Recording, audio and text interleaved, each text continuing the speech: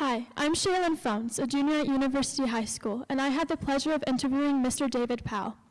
Mr. Powell grew up in a military family, with his father serving in the United States Coast Guard in World War II. On Mr. Powell's 18th birthday, with a desire to follow in his father's footsteps, he signed up for the draft and entered the U.S. Army.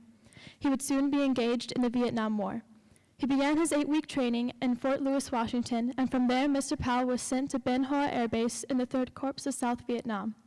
His warm welcome to South Vietnam included circling over the base for about 45 minutes due to a rocket attack taking place down below.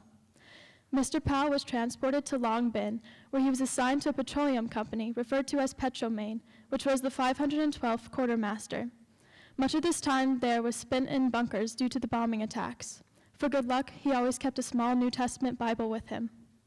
In May of 1970, Mr. Powell ended his 2-year obligation as an E-5 sergeant. Powell's time in Vietnam definitely had a strong impact on his life, especially the prominent use of helicopters. During Mr. Powell's interview, he brought along a little broken toy replica of a helicopter. He went on to explain that that broken helicopter that had fallen to pieces represents many veterans today who need to come to peace with their past.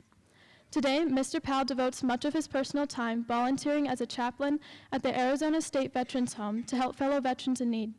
He is also the vice president and chaplain for the Southern Arizona Veterans of the Battle of the Bulge organization.